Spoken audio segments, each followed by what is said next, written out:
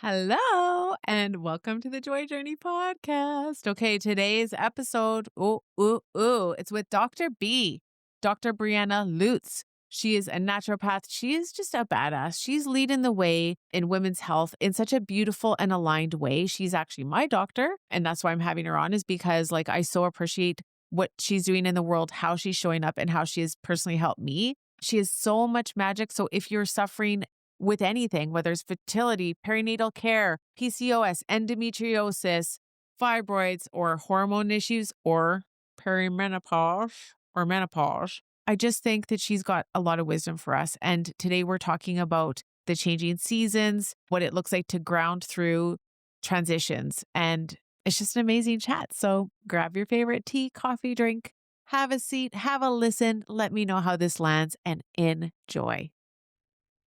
Hey there, it's Jillian, your guide to all things joy, and this is the Joy Journey podcast. Oh my God.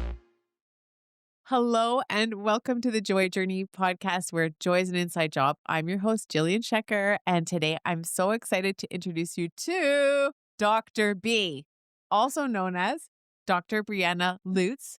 She is a naturopathic doctor with Flow Functional Healthcare, specializing in women's health, fertility, and hormone resilience. She supports conditions like PCOS, endometriosis, fibroids, PMS, painful periods, and natural transitions like postpartum and menopause. She also happens to be my naturopathic doctor. Her mission is to help women work with their hormones, not feel defeated by them, reclaiming clarity, vitality, and agency over their bodies.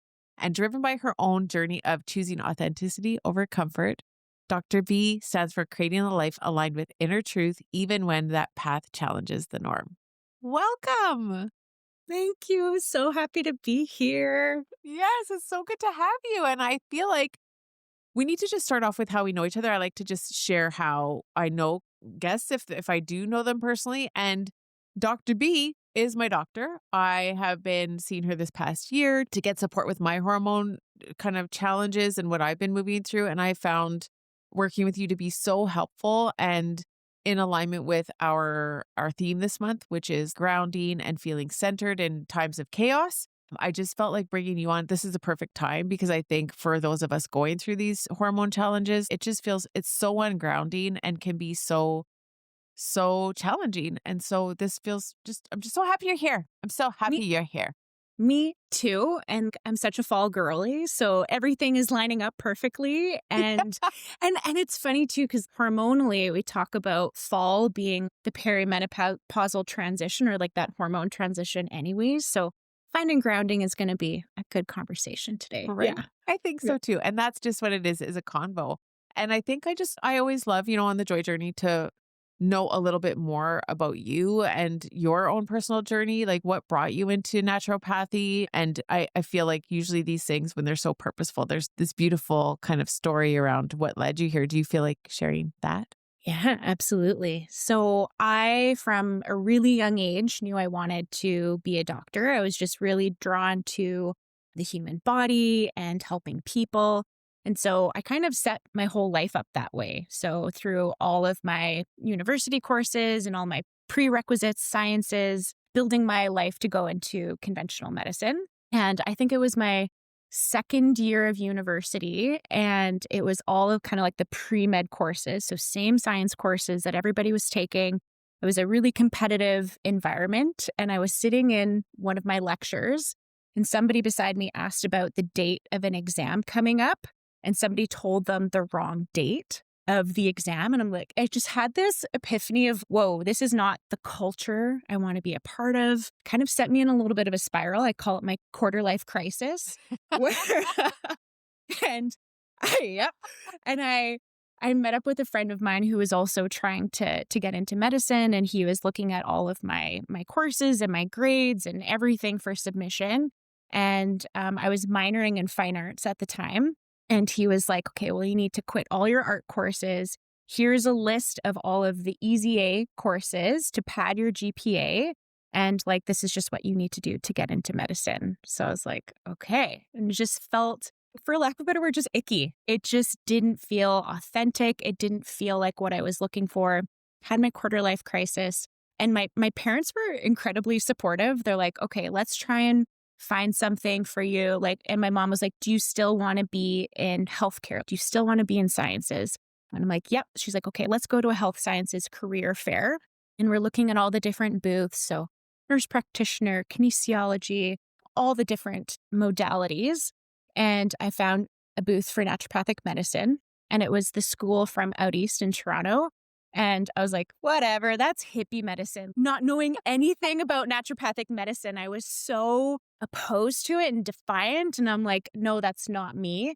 But I just took an informational CD for the school, got home that Remember night. those? Yeah. I know, right? I'm just like, Way to age yourself. CDs. CDs. And like, I don't even have a CD drive for my computer anymore. There's nothing, even if I wanted to watch it again, there's nothing that I can watch it with.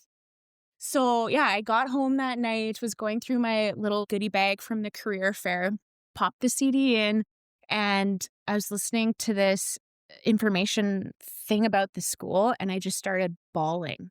And I was like, I didn't know that this existed, like this philosophy of medicine, this first do no harm, treat the whole person, use the healing power, not healing power of nature. And that's not like use herbs, but the body's own innate capacity to heal. And that was it. That was it. And so I looked up naturopathic doctors in the area. I started shadowing them. I went to the open house in Vancouver and my dad came with me. And it was also took some convincing to my parents. What does financial security look like? What does this profession look like? And my dad came to the open house with me and somebody gave a talk about thyroid and he was glued to this speaker, just listening, just enamored. And the speaker left because they had to go to clinic. And he like chased them down the hallway, trying to ask them all these questions about thyroid health and everything. So it was like a nice moment for us to connect. Wow. And then him really appreciating and recognizing the medicine. And so it was really special. So Oh, yeah. that's potent. I feel like when you were speaking, I have those memories in my body of where things just felt so aligned. And it's Mhm. like you sense the misalignment. And I wonder how many people push themselves through when it's a no. And then when that feeling when you land on it and it just feels so aligned and there's this inner knowing in the body. And I feel like you and your work and when you talk about the body's natural capacity to heal, like that full shiver experience is what I experience in a lot of people when I talk about joy and how it's our natural state actually. And I literally see like weight like of stress and over and all of it just fall away from people where they just take that deep breath in and remember actually how truly powerful we are in and of who we are. Mhm. Yeah. Yeah. Woo. I know. And it's Yeah. why I would say how coming to see you and my experience of you was so empowering.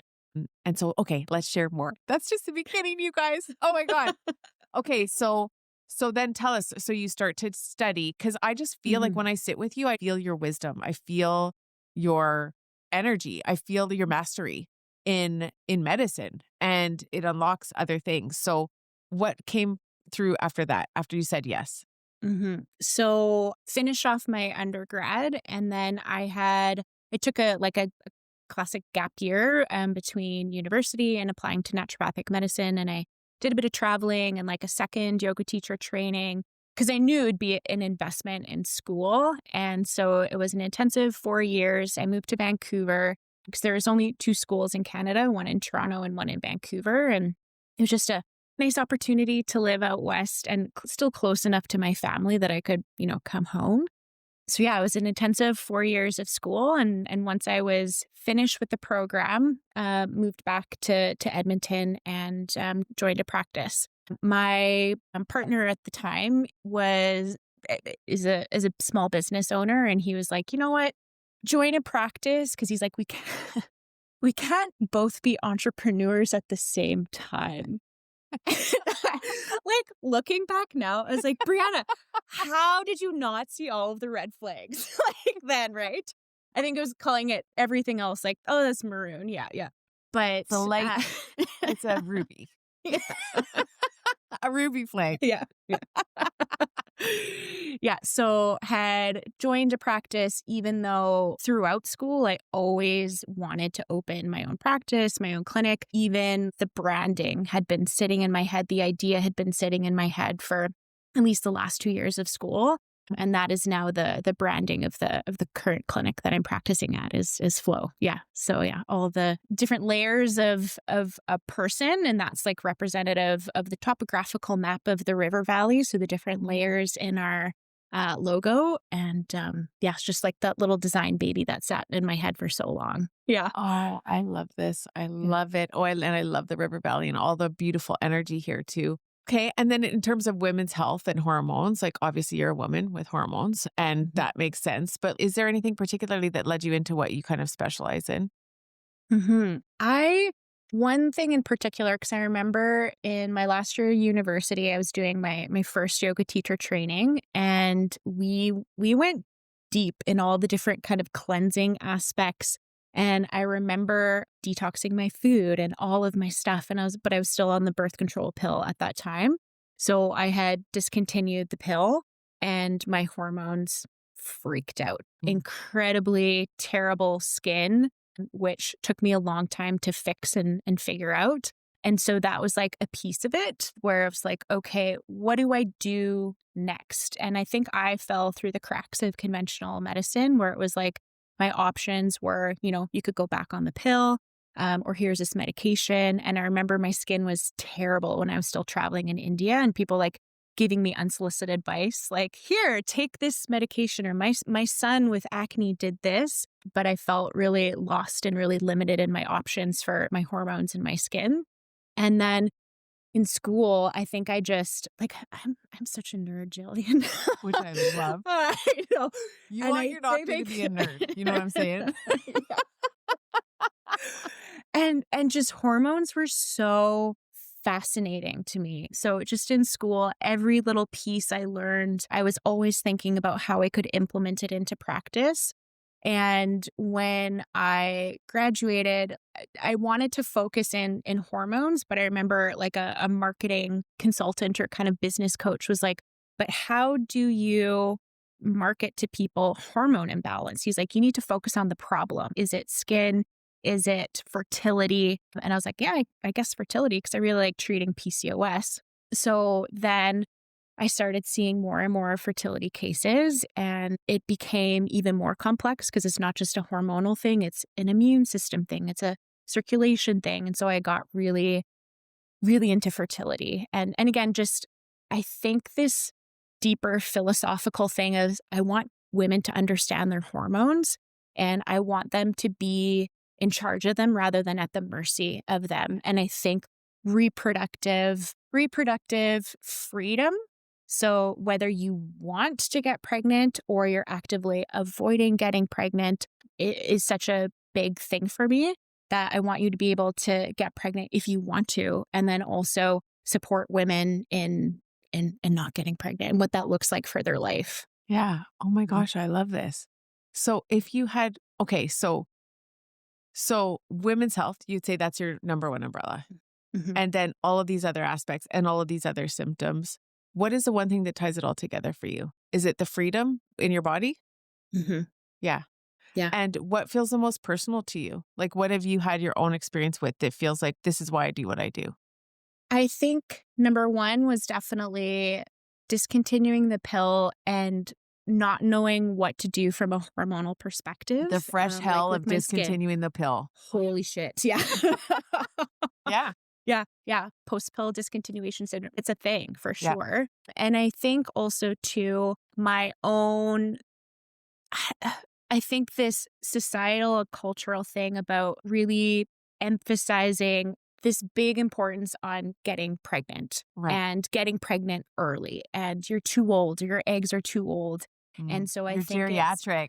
yeah, geriatric. Yeah. What the hell? Let's erase that word.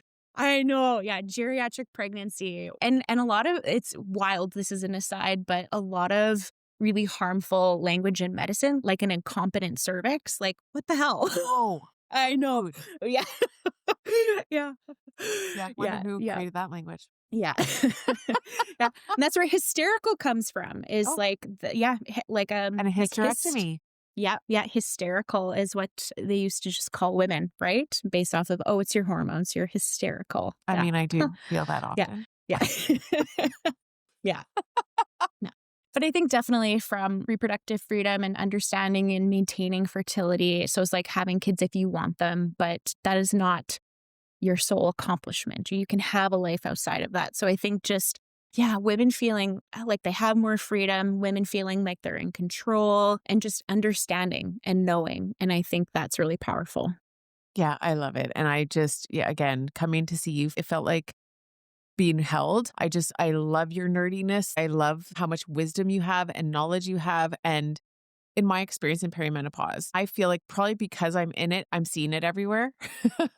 And it feels like what everyone is talking about. But I think it's so beautiful because these things are things that we typically don't talk about, and I would say like women's health in general is something that wasn't typically talked about. And so many people silently suffering for so many years for no reason. And so I love these conversations. Again, so from my perspective in perimenopause, lots of talk around about obviously hormone replacement and how to handle these symptoms, which can be gnarly. And I personally found like I did try hormone replacement. I know I spoke to you about how that didn't work for me. It just did not feel good for me. So we had an interesting conversation about that. But what I hear is a lot of people saying, like, you have to do this. And I want to hear your perspective on when is a good time, why you would do it, and what it looks like to maybe find the right support for it. So hormone replacement therapy can range in the approaches. And I think that most people think about solely estrogen, but there's other hormones that we can look at supporting individuals with. And typically say if somebody is going on estrogen and they have a uterus, they still need to take a progesterone to support the uterine lining in the event that they're taking an estrogen. That's not to exclude the benefits of progesterone in and of itself. So some people may benefit from that too. So you raise a good question of when is it necessary or when should somebody seek that care? And I would say certainly if there is premature menopause or premature ovarian insufficiency. So somebody who is going through menopause and stopping their period way before we would anticipate like the average woman would. And so for argument's sake, let's just say menopause. So a 12-month anniversary of your last period is at 50, just for argument's sake. And you go through full menopause at 35. So no period. And you've worked up other considerations of why you may no longer be having a period. So say you're full menopause at 35, you are theoretically losing out on 15 years of estrogen exposure. So your body making its own estrogen. And estrogen is a protective hormone. I think sometimes in like the naturopathic world or natural leaning, we demonize estrogen and we say that estrogen is causing all of these problems, when in reality, we're looking at estrogen being very protective for a lot of tissues and really important tissues, our bone, our brain, our heart. And then also estrogen supports our liver and how we process our different fatty acids. So if somebody goes through full-blown menopause at 35, they're losing out on 15 years of estrogen exposure. They could be at risk for like osteoporosis and fracture risk, cardiovascular disease and different events associated with that, dementia, and different like metabolic disease as well. And I remember as a naturopathic doctor and going to different conferences where like you kind of think like, oh, we have to do it naturally. Like here's some sage and everything is going to be better. But in that event, it would actually be more harmful to those individuals if we didn't offer them estrogen replacement or hormone replacement therapy. So then we get into like the wiggle area of perimenopause. So maybe somebody's experiencing symptoms in their early 40s. When would they benefit from hormone therapy? It's very individual, right? And I would say we have to support the system as well, because even giving you hormone replacement isn't going to correct necessarily your crappy sleep or isn't going to out medicate a crappy diet or the fact that you're not moving your body. Or you're And so, addicted to sugar yeah, yeah, or caffeine yeah, or yeah. wine. Yeah.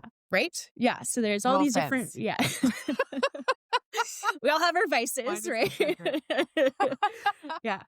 Yeah, giving you hormones is not going to out-medicate a poor lifestyle.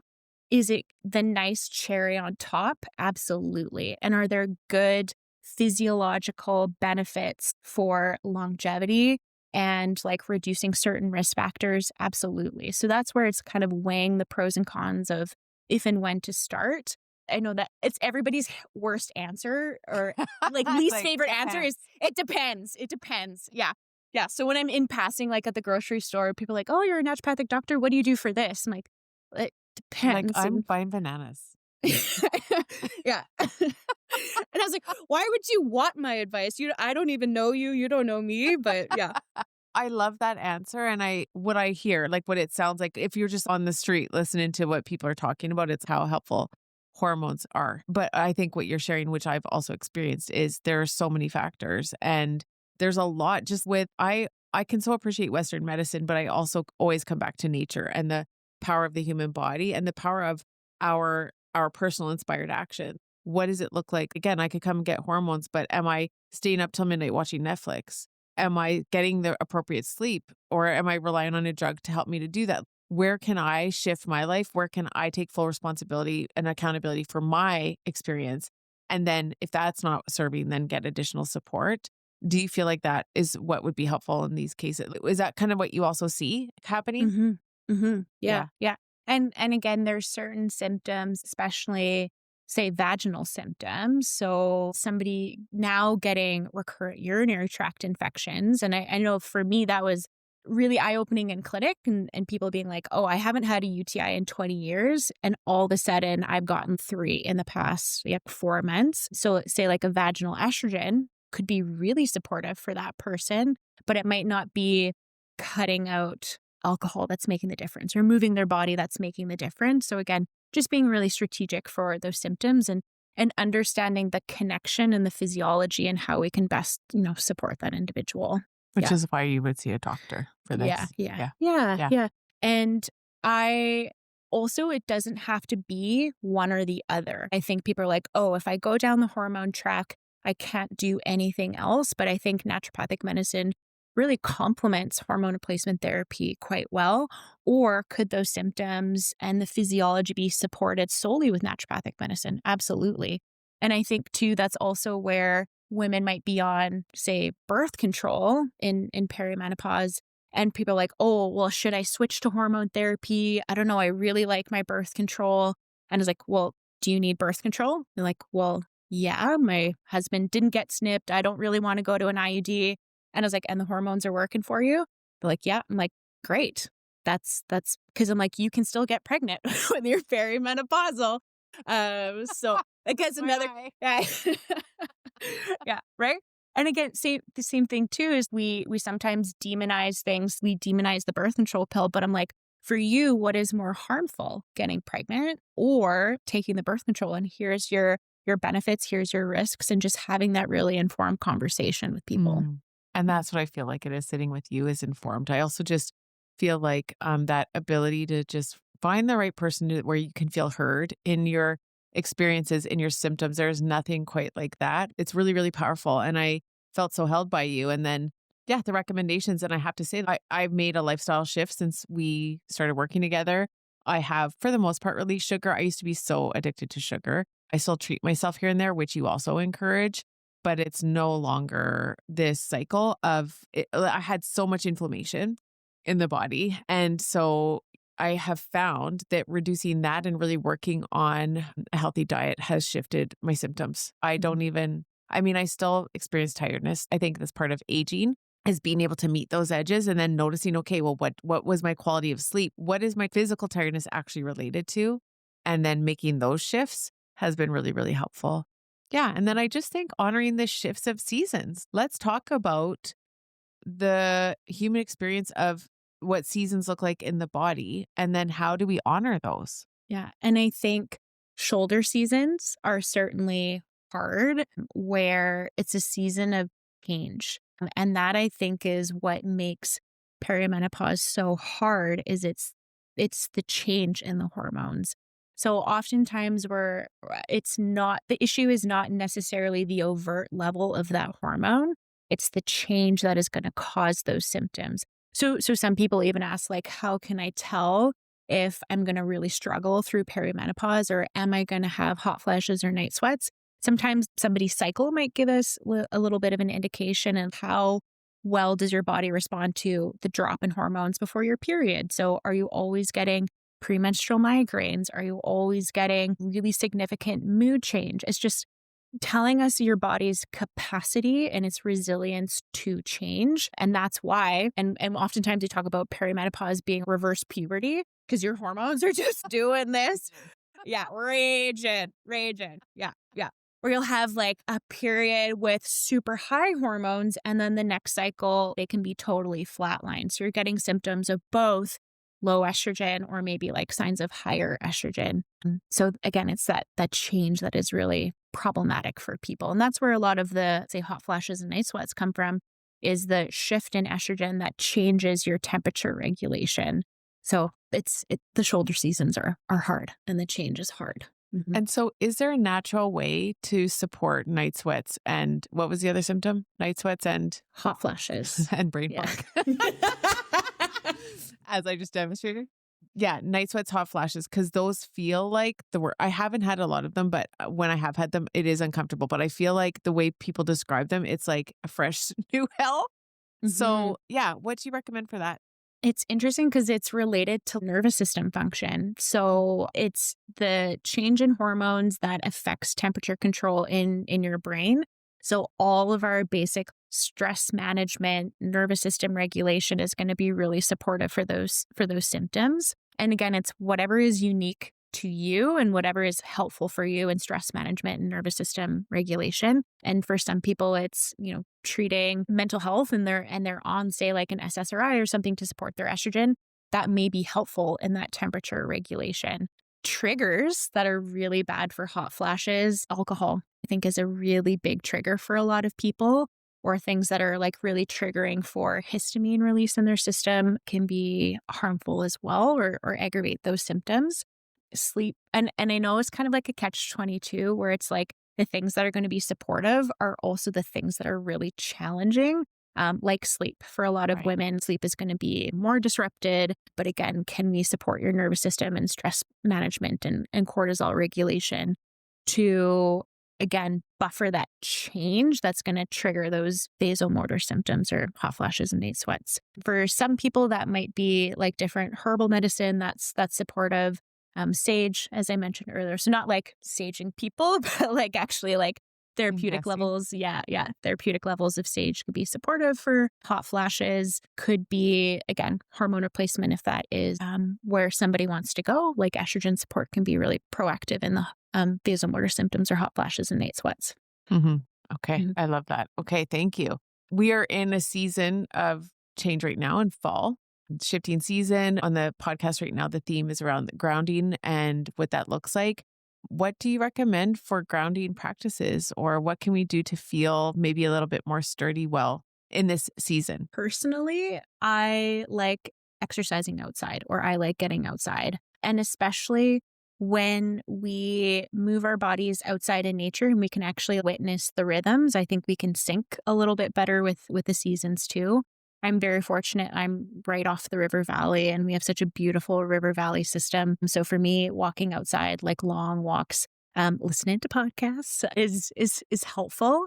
I think community is so important for any type of grounding, any type of transition. And I think people who are also going through the same thing. And I think being seen and heard and, like you said, held in that experience is really validating for a lot of people. A, to be like, I'm not alone, and B, this is not forever. Because when you're in the depths of something, it can feel like you're never going to get out. You feel really isolated and really alone. But when you're connecting to people going through that same experience, I think that's important. Yeah. Oh, I love that. Tip-top answers, really. Yes. Tip-top answers. So, okay, let's talk about, I kind of want to dive into common myths. Oh, yeah. Common myths. Now, you can pick whatever area you want to dive into. Obviously, I'm in perimenopausal stuff. But common myths around maybe perimenopause, menopause, or women's health, whatever it is. We can go through them all. And Mythbusters. Yeah. Bust 'em. Bust 'em, bust 'em, bust 'em. Oh, man. Ooh, I know a good one. You can still have a period without ovulating.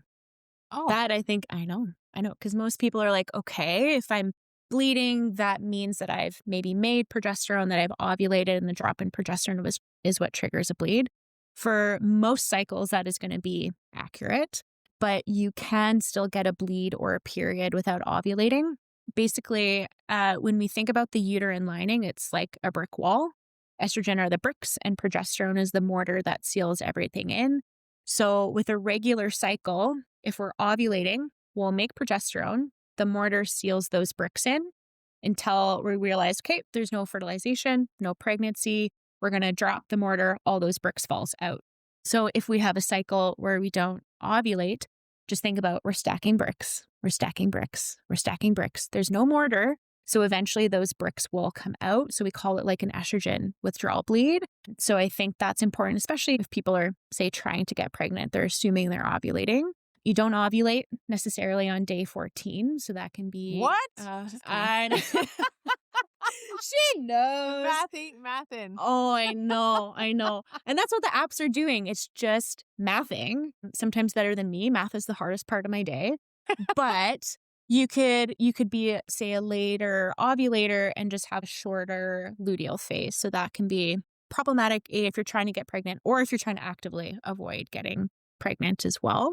There's so many misconceptions about women's health where it's just endless. Yeah. Hormone replacement therapy or hormone therapy, there's a lot of myths and perpetuated myths, not only amongst the public, but even physicians as well. There's a lot of myths with hormones that hormone replacement therapy causes breast cancer. That is a myth. Estrogen doesn't cause the cancer. It can increase the potential growth if there is cancer, but it doesn't necessarily increase the risk factor of getting breast cancer. Also, can I dive in? Isn't it also, because I remember when my doctor asked me about my hormones and my age and all of it, she actually said that I want to bleed as long as possible because estrogen is really important for preventing breast cancer. So on the one hand, it causes it. On the other hand, it prevents it. Yeah, I know. All of these like combative arguments, right? Yeah. And I think that's the answer that everybody hates. It depends, right? And I think too, a lot of the big information that we had on hormone replacement was based off of like the Women's Health Initiative, and the data was really poorly interpreted. And they were also different types and different dosages of hormones that we're giving today. So even some of the potential risk factors where it's talking about stroke and cardiovascular disease, it's actually more preventative against both of those things. So again, a ton of myths when it comes to hormone replacement. Yeah, we need a whole other show for me. Yeah. I get it. Yeah. What I'd love to do for listeners who, and I feel very connected to nature, but I also recognize that not everyone is, and everyone's at a different level in their journeys. And I just think it might be helpful for you to describe for us, if you can, the phases of the cycle, menstrual cycle, along with the phases of nature. Let's do that. Ooh, I love this question. Because then I feel like we actually could go a level further and line it up with your life, your business, and the rest cycle, all this sort of stuff. But I think let's start with lining up nature cycles with our inner nature. Sure. Yeah, that sounds good. So if we think about the start of your cycle, so cycle day 1, that's going to be the day of a first full bleed. So I'll leave kind of the menstrual cycle because we'll circle back to it, right? Because it's all a cycle, because that would be more of like your inner winter. So spring is going to be your follicular phase, and that is where estrogen is starting to climb. So your brain is telling your ovaries to make estrogen and to develop a follicle or an egg. So estrogen is going to creep up and up and up. We kind of call it like the Cinderella moment. Estrogen is climbing. Hot girl moment. Great. Hot girl moment. You're making all the plans that in your luteal phase you're going to regret. Yeah. you're feeling yourself. And again, it's that season of change, right? Spring is a lot of change and it's that growth, it's that development. And then ovulation is going to be that peak estrogen level. It's going to trigger this hormone in your brain called luteinizing hormone to release a follicle or an egg. Ovulation, libido's up. You're more articulate. You're more coordinated. I always tell people, I'm like, I give my best IVs when I'm ovulating or like in my, like, no, I never miss. Or yeah, you're I just would more like that, coordinated. Dave. Yeah. Thank you. Or for some people, it's like they feel stronger at the gym or more capable at the gym, so they're lifting heavier. Maybe it's you're running faster, you get a PR, like whatever that looks like. Generally, you're feeling good around ovulation. And if you're not, again, we always deduce these symptoms in clinic as well.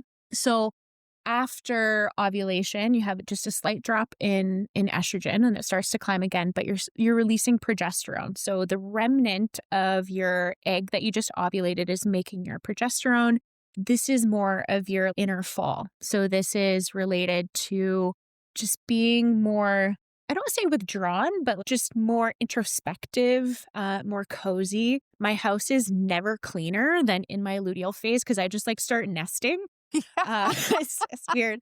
And yeah, so that would be more of your like inner fall. And then progesterone, when it completely drops, that's what causes your uterine lining to shed. And then you would shift and you'd have your period, which you would kind of look to be more of like your inner winter. So this would be, again, you're more hibernating, maybe you're more cozy. Yeah, whatever that looks like to nourish your body and be a little bit more reclusive or again, more Restful. introspective. Yes. Quiet. Yes. I call it my non-public phase. Yes. Like the new rule, don't go in public at these times. Yeah. Yeah. That has been helpful in my life. Yeah. And so, yeah, you can, it's nice to be intuitive with this, like plan if you can around with your life, but it doesn't necessarily mean you need to restrict yourself or disclude yourself, but it maybe play into the strengths of that time frame. And so, yeah, I like to be a bit more social in my follicular phase, or I like to, again, schedule all my cleaning in my luteal phase because it's just more of a natural way of being. So it's not that I can't life in those time frames, but I just work within to my strength. So there's less resistance, right? I'm always looking at ways, and again, pardon the pun with the clinic, but like ways to find flow in my life and just make things like find ease is, I think, just like, I know. Yeah. Yeah. Ease. When I made that a priority in my life, my whole life changed and it's been this beautiful flow ever since. And I just think, well, also these phases do line up with moon phases. Let's get a little even wooier. But I mean, the truth is, it's so funny how we call nature wooey. Like our body is made of 70% water, I believe. You're the doctor. Yeah. The moon literally impacts the water of the earth. I might be I'm not sure which phase where my mind doesn't work properly. It's okay. And so knowing that, it's obviously going to impact our bodies. And so it's not woo, it's literally what's happening. But would you say that's correct? Yeah. And I would say when you people a lot, and we see trends, right? And it's funny because our office manager, it was like, it's a full moon. She's like, this person just called. Like things feel a little chaotic. Like we can see just the change in people and how people are reaching out. And so you just see like general trends. And then there's different characteristics. And again, you may be able to speak more about the different moon phases too. But if you're menstruating on a full moon or if you're menstruating on a new moon, it can be a different, like healers, I think, bleed on a full moon. It's because it's the opposite of what most people do. So yeah. And I think it also changes though. It also changes because not always 28 days, right? So things are going to shift just like nature does shift. But I think it's just really interesting because I was just thinking for people who don't bleed or maybe don't have uterus, you get to also honor your inner nature and you can connect it to the moon instead. Totally. And then we also have the actual seasons going on, which, so it's those monthly seasons. Well, it's daily, monthly, weekly, yearly, wouldn't you say, actually? Yeah. And what a privilege it is to see change and fluctuation. Because I know women are like, oh man, men have it so easy. They're literally on a 24-hour schedule. and their hormones don't really fluctuate throughout the month. It's consistent. But I remember somebody being like, oh, I just love to live in Hawaii or live in paradise all the time. I'm like, I actually like seasons. I like the change. I like the transition. I like the different energies versus if it was sunshine every day all the time, I don't think I would thrive We in need it that cozy. environment. You don't want to feel Yeah. guilty about resting. Right? Yeah. Yeah. I love a good rainy day, or Me too. blizzard, like snow day, Mhm. Oh, where so it's good. just permission to do sweet fuck all Mhm. Mhm. and guilt Mhm. free. And I'm really learning in my later years now, especially as a manifester who operates better when I have a lot of rest. I think as a creative, there's so much doing that I want to, there's so many things I want to do. And I've really had to slow that down. And I think in my season of perimenopause, it's like, what can I release and what can I make more room for? And how can I honor rest so that I can be even more aligned in when I am in the doing? And that's been so helpful for me. And it has been more easeful, more flowing. And I'm just really interested in what that gets to look like. And I think I'm deeply in it now at 49. But what if I had access to this when I was younger? I think it would have changed a lot of things. So I think these conversations are just so important.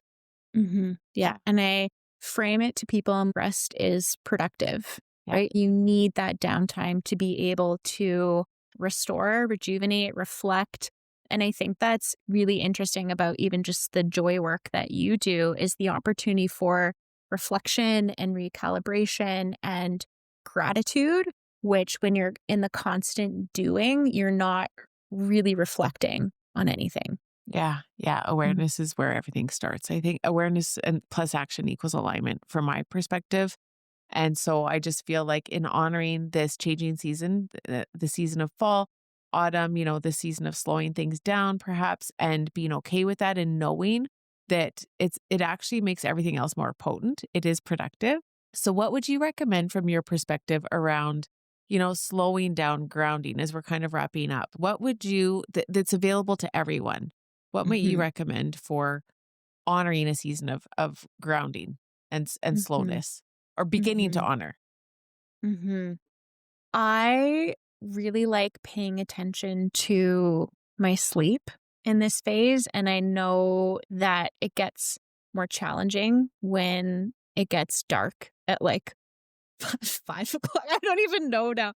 But it felt really fast. And I tell people I have seasonal amnesia every year. I'm like, oh, yeah, it gets dark at 6. What is going on?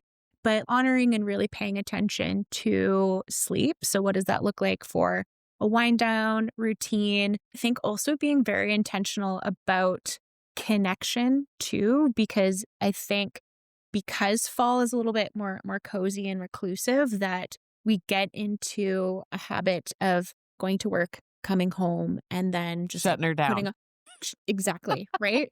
And so for me, I'm like, I have to plan stuff after work because I'm like, if I get home, bra comes off, nothing is happening after, right?